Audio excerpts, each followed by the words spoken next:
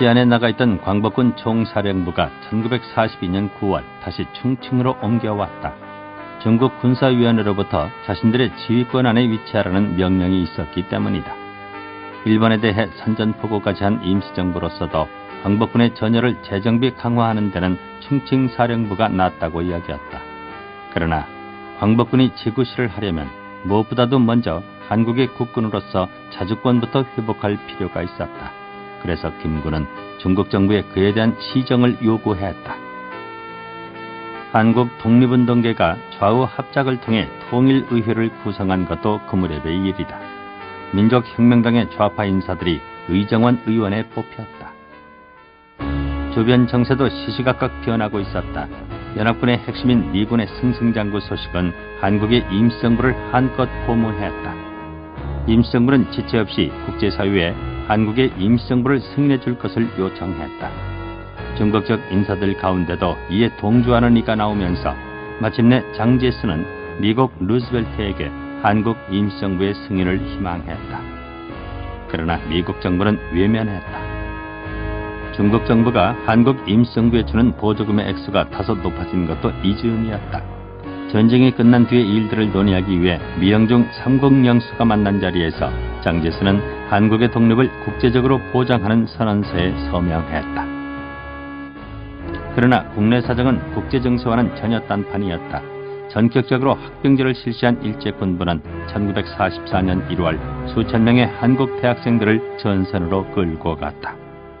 이름은 지원병이었지만 그때 저희 학다병이 한 5천여 명이 지원을 하게 됐는데 거의가 강압에 의해서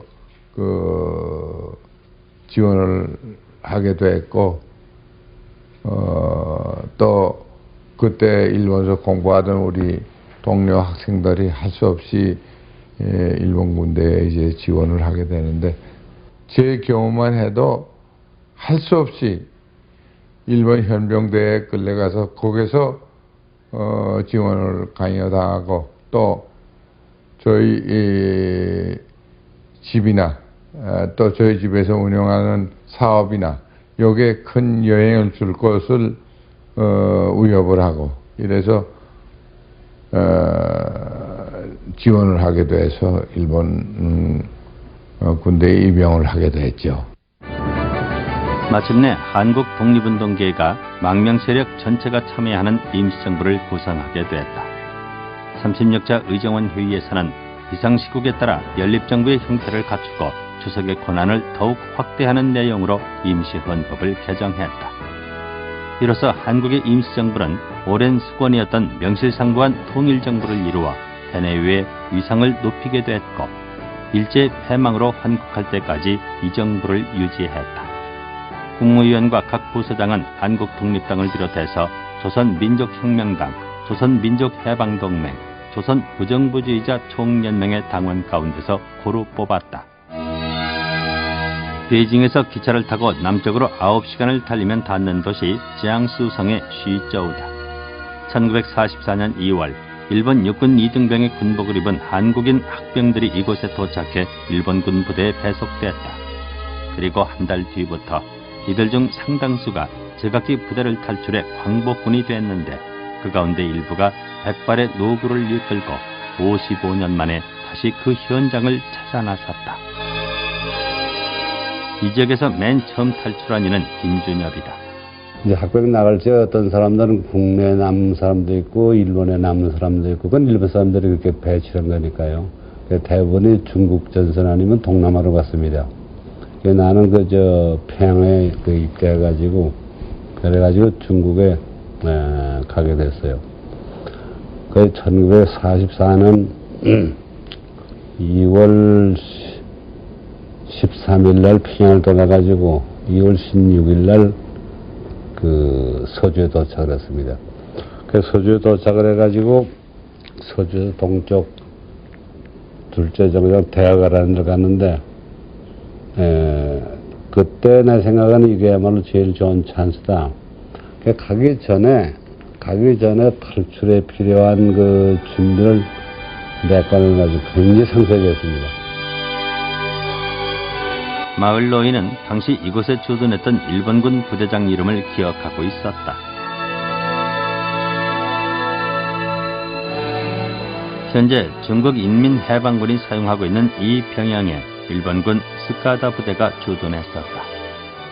그 일본 군대에 들이가서 탈출을 하려고 생각한 게 아니고 처음에 지원할 때 그때부터 저희는 제 생각은 내가 일본 군대에 들이가서 일본군의 앞제비로 중국 사람들한테 총을 쏠 수 있느냐, 또 미국 군인들한테 우리가 뭐 때문에 총을 쏘느냐. 그렇기 때문에 지원해서 내가 군을 나가서 일선에 나가도 기회만 있으면은 우리가 중국군 측이나 미군 측으로 가담을 할 거다 하는 그런 생각을 아주 굳건히 했었습니다.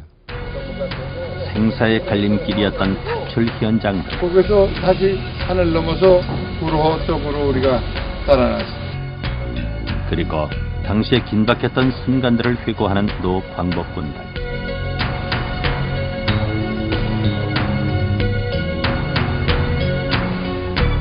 현장은 그때와 같건만 돌아온 이는 그때의 청년이 아니다.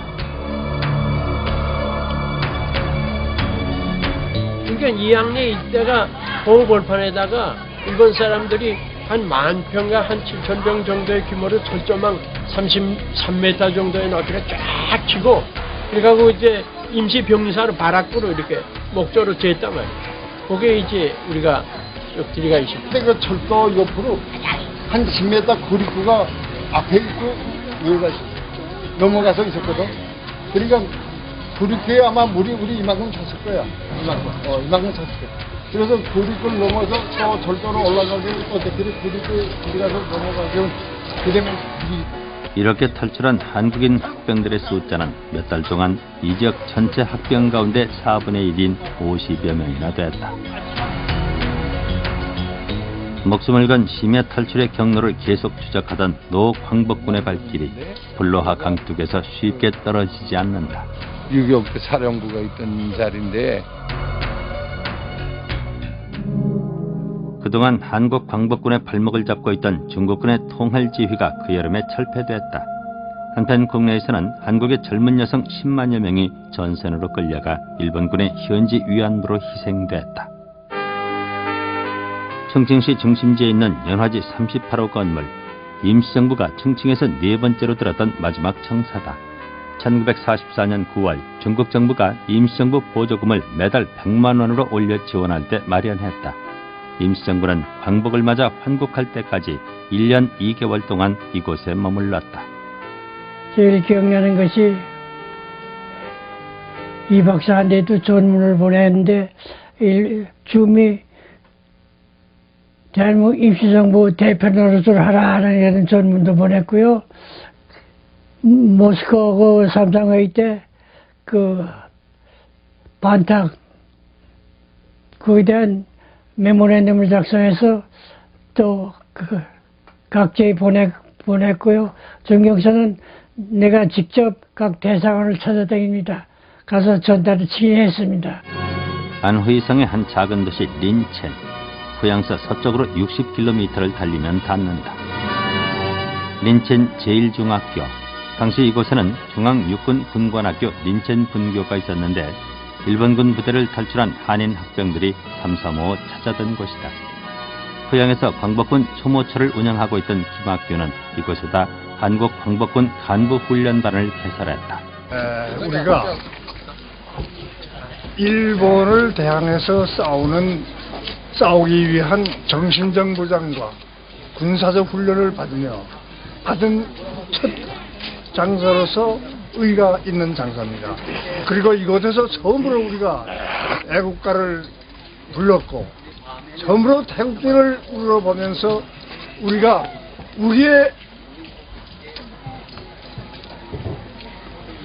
조국이 반드시 광복돼야 되겠다는 것을 다짐한 장소입니다. 거기서 이제 말하는 정치 훈련도 다시 우리가 처음 받았고 군사 훈련도 거기서 받았고 뭐 솔직한 얘기가 일제 시대에 우리 대학을 댕긴 놈이지만은 민주주의라는 저는 몰랐거든요. 그 민주주의를 처음 배운 거의 우리 김학규 선생한테 배운 겁니다. 근데 이게 옛날에 그때보다 굉장히 반 이상 넓어졌어요. 탈출학병 33명을 포함해서 48명의 간부 훈련반 대원들은 이곳에서 짧게는 석 달, 길게는 5달을 처음으로 조국과 민족에 대한 교육을 받고 졸업 후 모두 광복군에 편입됐다. 졸업할 임박에 지대장께서 각자의 이제 희망을 물었어요. 전방에서 같이 독립운동을 할 사람은, 전방에서 일할 사람에는 전방에 지원을 하고 또 중교에 가서 정부에서 또 큰 일을 할 수 있고 또 역시 국제적으로 좀 알리기도 해야 되고 하기 때문에 두 패로 나눴죠. 임시정부에 가서 임시정부 어른들하고 의논해가지고 독립운동을 전개하는 게 좀 더 효과적이다.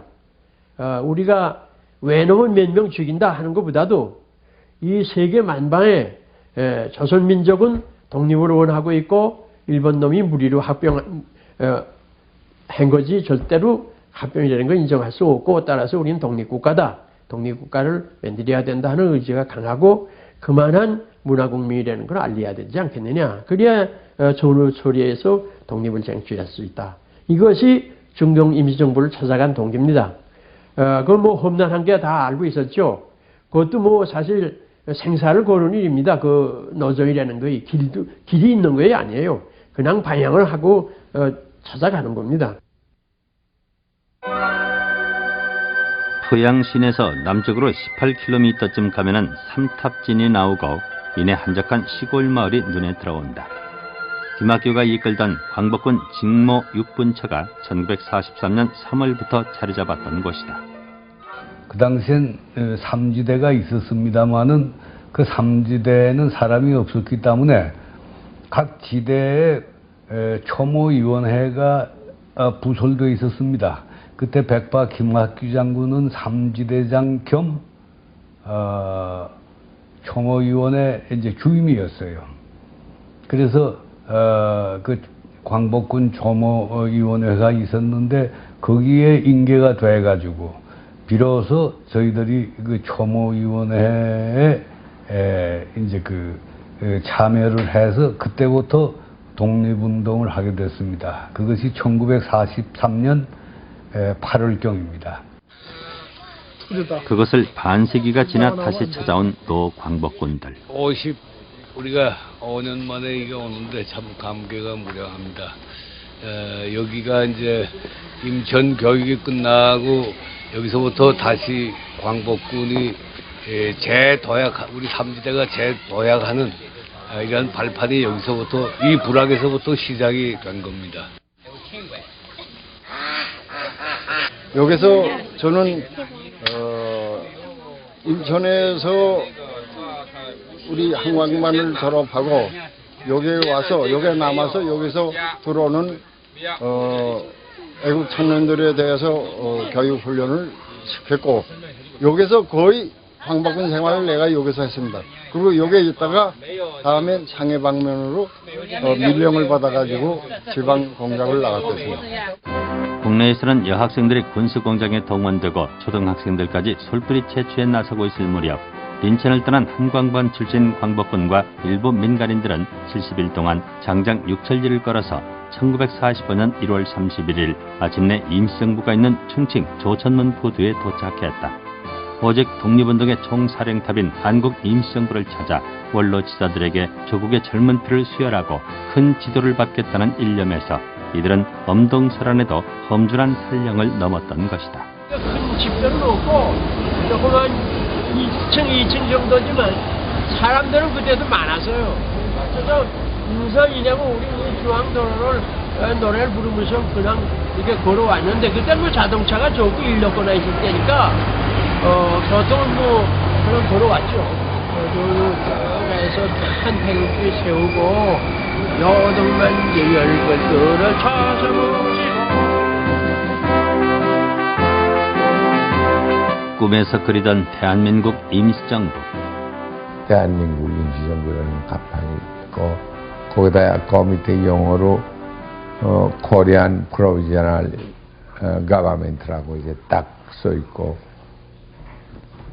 거기에 이제 보초가 하나 섰고 조금 거기 가서 우리가 문간에 이제 그 정문 앞에 50명 이제 정렬을 하고 섰어요. 우리 인솔에 간 신석지 씨가 백범 주석 선생님의 환영의 말씀이 계실 거라고 그렇게 소개해서 이제 백범 선생이 나와서 말문을 열으셨는데 몇 마디 못 하시고 눈물 흘리고 울으셨어요. 그 요지는 뭐냐, 그때 말씀하신 요지가 이렇게 많은 지식분자가 우리 독립군 진영을 찾아간 거의 자기 생애 처음이다. 이런 감격이 있을 수 있느냐. 그렇게 하고 눈물을 흘리시고 말을 잊질 못하시대요. 이어 이청철은 한국 광복군 총사령관으로서 이들을 정식 사열했다. 그리고 또 그다음에 이청천 장군님이 나오셔서 우리를 맞이하면서 하나하나 악수를 하면서 자신이 그때 그 청도에 사변에 참가를 했다가 그 다음에 거기서 탈출을 하려다 못하고 그 다음에 몇 년 후에 중2 때 이제 휴가 때 그 이제 만주로 이제 탈출을 해서 신흥무관학교에 와서 이제 교관을 하면서 거기에 독립운동에 저번에 참가했던 얘기를 하면서 여러분 참 씩씩하오. 나는 당장 탈출을 못했는데 여러분은 전선에 나오자마자 당장 탈출을 해서 독립운동은 이렇게 하는 것이오 하면서 우리를 격려해 주면서 하나하나 악수를 하면서 격려해 주셨습니다. 그날의 감격은 아직도 생생한데 그립고 그립던 우리 임시정부를 6천리를 걸어서 상도했을 적에 우리는 여기 차국대를 앞세우고 생긴가를 부르면 들어왔습니다. 혁명하시던 분들이 마진에 나와서 그때 그 감격은 뭘로 표현할 수가 없습니다. 눈물을 흘렸습니다. 그런데 지금에 보니까 저는 그분들은 다 돌아가시고 그 위기를 우리가 받들어서 그 실현을 하는 책임을 우리가 더 느끼게 됩니다. 현재 가서. 그래서 그냥 감격스러운 제 활력소가 되는 방문이라고 저는 이렇게 감명 깊게 생각하고 있습니다. 일본 군대를 탈출한 한국 지식 청년들이 임시정부를 찾아온 사건은 국제적인 뉴스가 되었다. 이미 30여 년간 일제의 지배를 받고 있는 터에 자신들이 태어나기도 전에 뺏긴 나라의 주권을 되찾겠다고 사선을 넘어온 이들의 행동은 한국 망명정부의 위상을 한껏 높이는 계기가 되었다. 한광반 대원들은 임시 거처가 마련된 토교로 가서 대가족 동포들의 뜨거운 환영 속에 새로운 보직을 받을 때까지 두세 달 그곳에 머물렀다. 이즈음 남방에서 재해 제공권을 거의 상실한 일본은 본토 방어의 필수적인 전초기지 확보를 위해 옥수의 전술로 나갔다. 이에 연합군은 정규전 이외에 첩보전을 강화했다. 북경에서 대학을 다닐 때에 제가 육상 선수죠.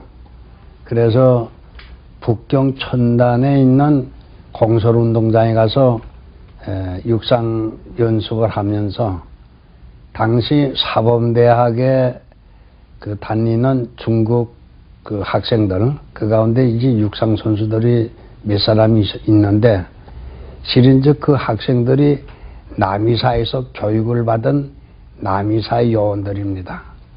그래서 그 학생들하고 1년여 동안 이제 친분 있게 지내는 가운데 그분들하고 그 뜻이 맞고 또 포섭되어서 제가 남이사 학교를 그만두고 남이사로 들어가게 됐습니다.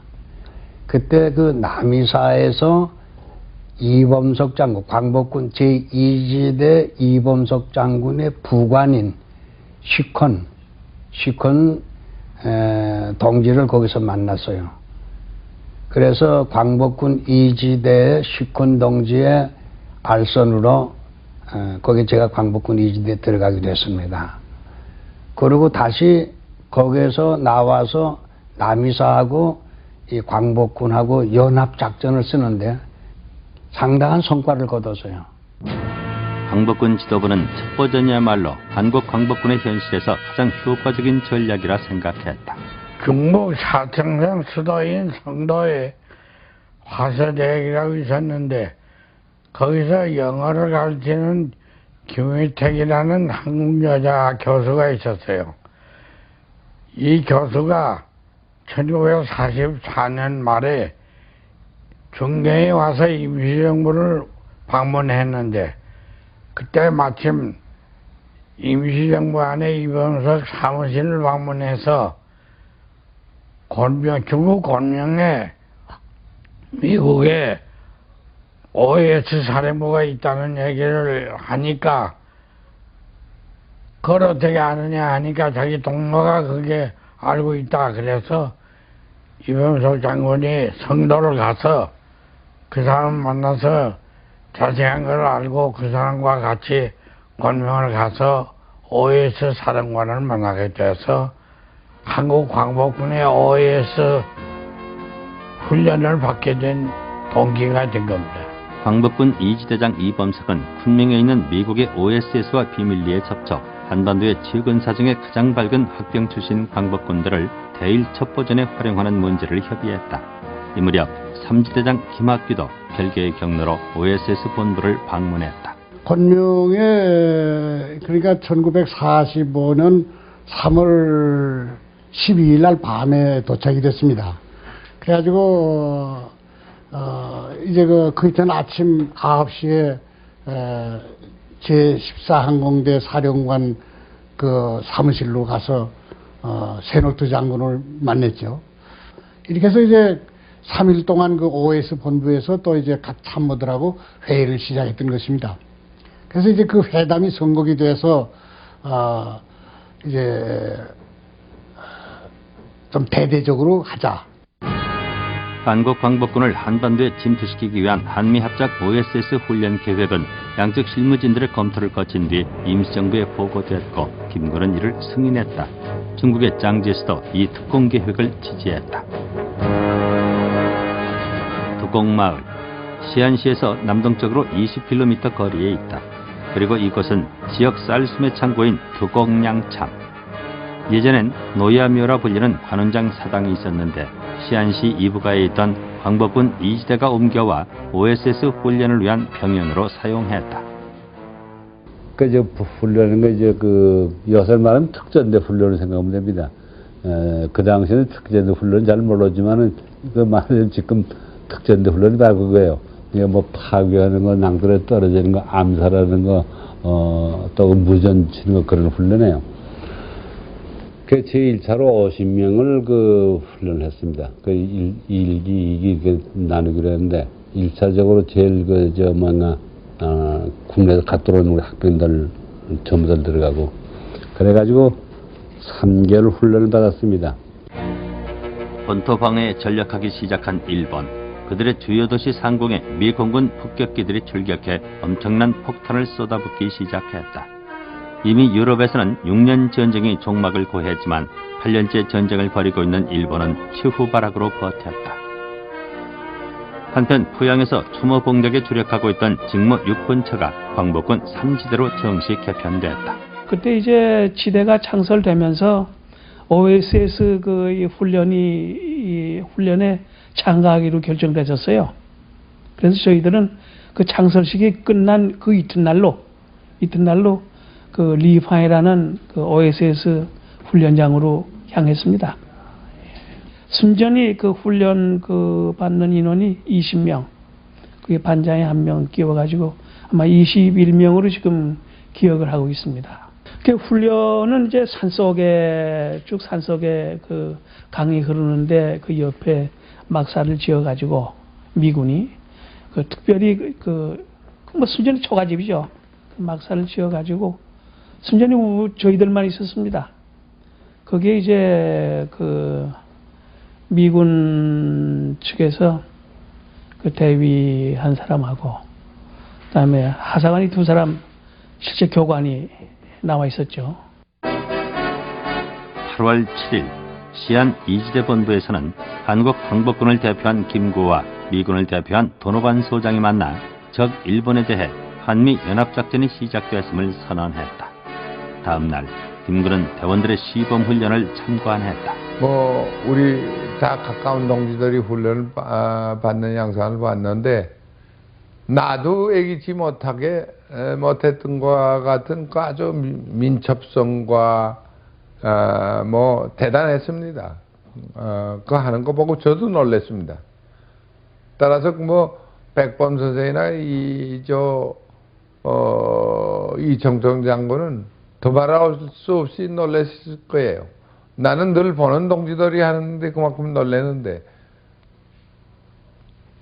저는 처음 보는 그 양상에 대해서 상당히 경악했을 거예요.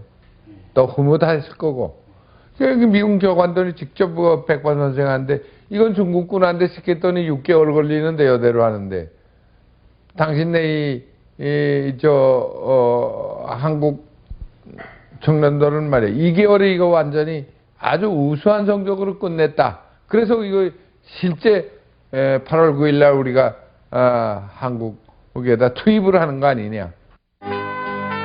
반세기 전 마지막 독립군을 자처하며 자신들의 청춘을 불태웠던 노 광복군들이 이지대 병영 자리를 찾아 추억의 흔적을 더듬었다. V자가 보여요. 그래서 우리가 저렇게 승리한다. 또 저의 V자가 보입니다.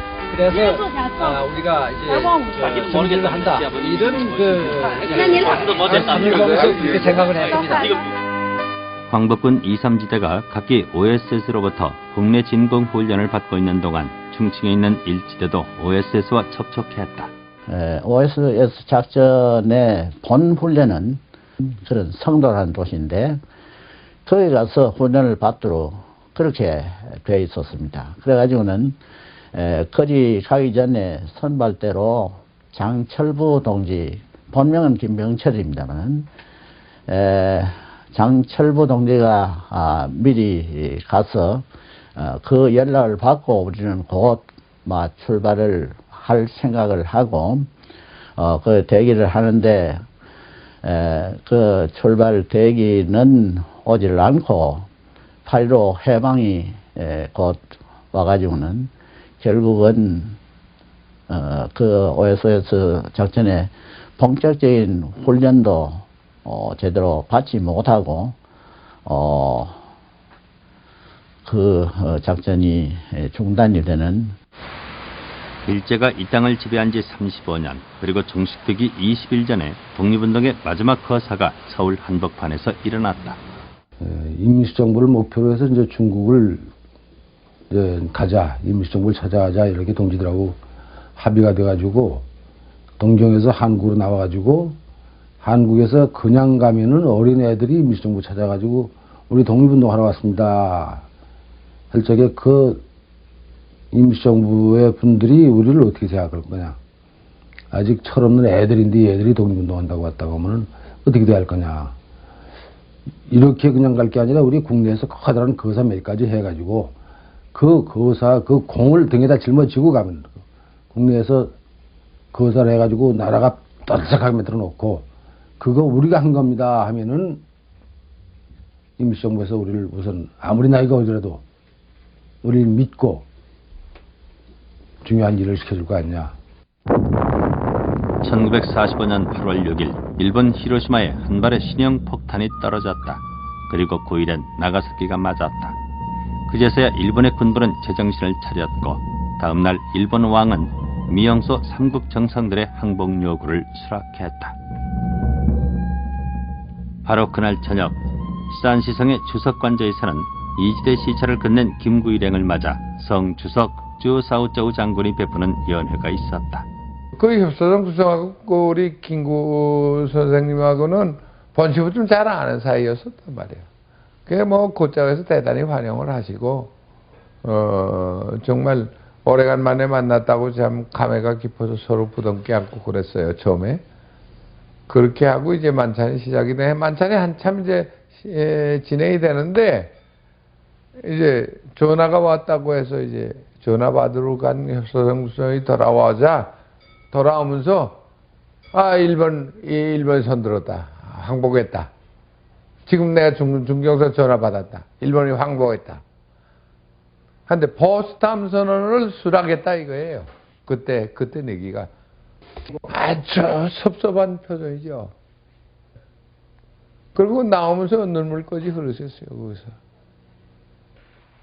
우리가 그래도 2차 대전에서 피를 조금이라도 흘려서 뭐인가 우리 민족도 말이지 이 전후 처리에 있어서 뭐인가 요만한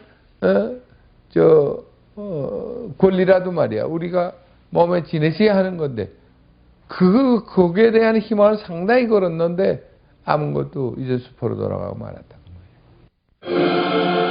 1945년 8월 15일 일본 왕은 전 세계를 향해 항복선언을 했다. 그것은 2차 세계대전의 완전한 종식과 일제통치 35년의 한반도가 주권을 회복하는 선언이기도 했다. 중국의 한국의 망명정부가 수립된 지 정확히 26년 4개월 만의 일이다. 부하 훈련시키고 있는데 일본 황제가 무조건 투항방송했다고 처음엔 좋아서 만세를 부르고 그러다가 집창 훈련을 하다 그러니까 적이 없어지니까 맥이 떨어져서 모두 삽창을 하고 앉아서 어른들 말씀하시는 거 듣고 모두 이제 신문에서도 보고 뭐 이러다 보면은 일본이 반드시 망하기는 망하는데 이제 언제 망하느냐. 그래서 그때는 한 1년 뒤쯤으로 봤어요. 모두들 흥분했죠. 도안이처럼 뭐죠 그런 김무성은 좀 땅치고 우는 그 생각한 사람도 없고 하여튼 그 자체 일본이 투항했다는 것 자체에 대해서 그냥 흥분하고 좋아하고 했었죠. 해방된 이 땅에 갑자기 38선이 그어졌다. 일본의 갑작스런 항복에 탄식부터 해야 했던 김구의 우려가 현실로 나타나기 시작한 것이다. 임시정부는 서둘러 당면 정책을 발표했다. 새 정부는 독립국가, 민주정부, 균등사유를 원칙으로 해야 하며 과도 정권이 설 때까지는 임시정부를 유지한다는 요지였다. 서울에 진주한 미군은 38선 이남에서 군정을 시작했고 한국 망명정부를 주권기관으로 인정하지 않았다.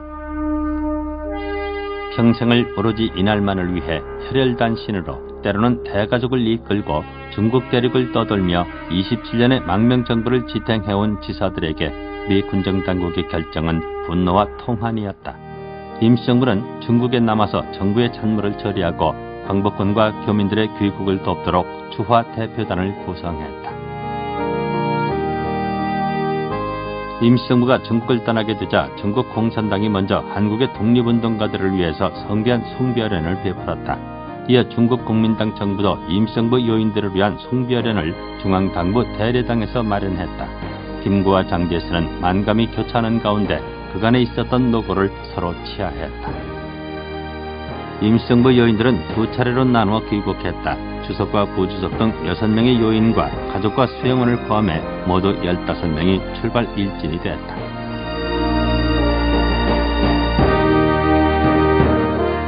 김구 등 요인들을 태운 미군 수송기가 마침내 중국 영토를 벗어나 홍해바다 상공을 날기 시작했다. 그래 이제 한 2시간 지나서 3시가 거의 됐는데 대개들 눈을 감고 잠 조는 분들도 있을 거고 그냥 명상하고 하는 분들도 있을 거고 그런데 이제 저희 안내하던 사람이 대령이었어요. 대령이었는데 그 사람이 이제 저희들한테 와서 깨우면서 저기 저 비행기를 내려다 보려고. 근데 내려다 보니까 조그만 섬들이 있는데 거기 이제 물결이 하얗게 물결이 치니까 섬들이 이렇게 많이 보이더만 저기 이제부터가 당신의 땅이라고. 그래서 이제 그런 소리를 듣고서 이제 다들 눈을 뜨고서 있었는데 참 그건 어쨌든 누구가 먼저 선창을 한 것도 아닌데 거기서 저희들이 이제 한결같이 다 애국가를 제창을 했습니다. 거기서 애국가를 제창을 하고 선열에 대한 묵념을 드리고 이제 이렇게 하는데 그 애국가를 부르는데 그때 정말 저 자신도 그랬고 참 그야말로 눈물의 애국가지요 그것이. 대한민국 임시정부가 마침내 서울에 도착했다. 그러나 미 군정 당국자 이외에 고국의 동포는 아무도 이 사실을 몰랐다. 이진이 도착했을 때도 마찬가지였다. 1927, 8년경일 거예요. 그때 저희 육촌언니지, 종찬이 어머니죠. 편지를 했더라고요. 아저씨 그냥 놔뒀단 돌아가신다. 굶어서 돌아가신다. 와서 돌봐드려야 한다. 그래서 저희 어머니가 가시겠다고 그랬죠. 나 가겠다. 그러니까 저희 아버지는요, 신념이 이겁니다. 나는 이미 집을 버린 사람이야. 식구는 생각도 안 한다. 나라 찾는 일이 중요하지 가족 먹여 살리는 일은 그 다음이다. 당신이 와서 식구를 먹여 살리려면 오너라. 어머니가 가실 수 있어요? 급하면 못 가셨죠. 그래 가끔 이런 생각을 합니다. 그때 어머니가 강경하게 나가서 상해를 가셨더라면 고생이야 말할 수 없었지만 30년을 기다리다가 참 몸만 하시는 그런 기가 막힌 일은 없었을 텐데 그런 걸 느낍니다. 임시정부는 환국 26일 만에 비로소 동포들로부터 뜨거운 환영을 받았다. 강대국들은 인정하지 않았지만 조국의 3천만 동포는 임시정부 27년의 위협관 도보를 기꺼이 인정했던 것이다.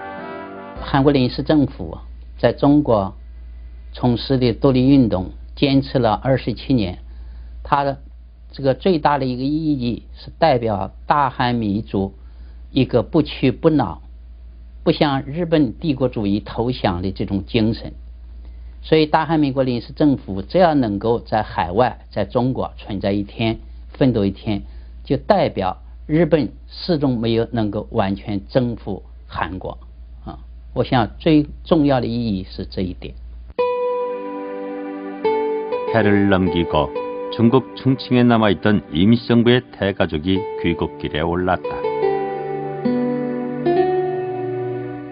중국이 워낙에 땅덩어리가 넓다 보니까 새벽에 떠나면 밤중에 갔다 왔고 한국까지 가는데 아마 한 달 가량 걸리지 않았나 기억이 되고요. 거기에 우리 교포들이 많이 살고 있습니다, 한국에. 그러니까 교포들이 이제 우리가 인정 가족들을 서로 분담해가지고 한 집씩 이렇게 맡았어요. 근데 어른들이 정성들이 이제 밥상을 차려오는데 오랜만에 진수성찬을 보니까 어린 마음이 아주 그냥 들뜨고 그러는데 어른들은 시뻘건 음식을 보고 그렇게 눈물을 흘리고 감격해 하더라고요. 그게 나중에 알고 보니까 그게 바로 김치입니다. 10만 대군의 광복군을 만들어 귀국하고자 했던 이청천 총사령관의 포부도 미 군정당국의 반대로 좌절됐다. 맨 처음에는 중국 정부에서 10만 대군을 광복군을 만들어 주겠다. 뭐 대군이 내야 소총만 주면 되니까. 그래서 우리가 전방에 나가서 전방에 있는 그 한적 사병도 일본 군대 증병으로 나와 있는 사람 모집해서 맨날만 광복군을 만들었댔어요. 근데 그 후에 여기에 들어간 그 하즈 장군이 누구든지 개인 자격으로 들어오지 단체는 인정 안 한다. 이렇게 되지 않았어요? 중국 정부에서 이거 할 수 없다. 그거 취소했단 말이에요. 그러니까 광복군도 다 해산해 버렸어요. 본래 임시를 맺던 사람들. 너희 마음대로 들이가 버려라. 광복군과 한적 사병들은 대부분 2월부터 6월 사이에 미군 선박을 이용해 귀국했다. 대가족 100여 명도 이들과 함께 왔다. 저게 우리나라 이렇게 밤에 내다 보니까 불만 반짝반짝하고 어디가 우리나라 뭐 아무것도 없더라고. 내리려고 하니까 못 내리게 호열자 돈다고. 부산으로 가래요. 일주일 만에 부산으로 또 갔어. 부산에 가봤더니 밤에 깜깜한데 또 뭐 동네도 안 보여. 산만 보여. 그랬더니 얼마 있다가 또 안 된대. 그랬더니 위문 다녀와서 우리 며칠 동안 양식을 실었는데 한 주일이 연기되니까 배고파 죽겠죠. 매주콩을 삶아서 올려와서 새우젓하고 막 썩는 내가 나 새우젓이 못 먹겠더라고. 근데 일주일 다니까 배고프니까 또 그거 먹었죠. 이게 조국인가 하고 낙심이 좀 되더라고. 그 다음에 인천으로 왔어. 다시 또 인천 가래. 인천에 가서 이제 상륙할 텐데 미군들이 올라와서 그냥 띠띠티를 막 옛날에 띠띠티 한 사람 한 사람씩 그냥 다 뿌리는 거예요. 온몸에 옷에 속에까지 다 뿌려요. 여자고 남자고 상관이 없어. 이 미군들이 와서 막 낄낄거리면서 그러는데 거기서 벌써 팍 낙심이 되죠. 그리고 3년 뒤 온 계례를 죄인으로 만드는 청천벽력의 비보가 이 땅을 울음바다로 만들었고, 다시 1년 뒤에는 고인이 그토록 걱정하고 경고에 맞지 않았던 동족상전의 비극이 해방 조국에서 일어났다. 근데 백범전쟁은 내가 그 중정에 가기 전에 우리 광동에 있을 때입니다. 내가 위장병이 걸려가지고 뱃속 말라가지고 몸이 말이 아니었는데 길에서 백범전쟁 인사를 하니까 날 좀 보자고 그래요. 자기 돈 지갑에서 돈을 꺼내면서 5원을 줘요. 5원. 너 좀 건강이 좋지 않은데 너 고기 좀 사 먹어라. 기운을 회복하라고. 그 5원이 지금도 감사해요. 그런데 그분은 그런 인간미가 있어요. 그 광복군의 아주 부하 쫄병이라도 추워서 젊은 작은 입준 외투도 벗어주고 또 돈도 자기 용돈에서 뚝 떼서 집어주고 고기 사 먹고 나라고 그러고 그런 참 부모와 같은 애정을 베풀어요. 국립묘지 애국지사 묘역. 또 한 분의 지사가 사랑하는 가족과 동지들 곁을 떠났다. 자신보다는 동포를, 제 집보다는 나라를 먼저 생각했고 또 그것을 행동으로 옮겼던 사람들. 우리는 그들을 가리켜 독립운동가라 불렀다. 대한민국 임시정부는 바로 이러한 사람들에 의해 태어났고 그들에 의해 갖은 역경 속에서 27년간 지켜졌다. 망명생활이 피난살이로 이어졌을 때는 간판을 들쳐매고 대륙 산만리를 전전했다. 왜 그랬을까? 무엇이 그들로 하여금 죽음조차도 두려워하지 않게 했을까?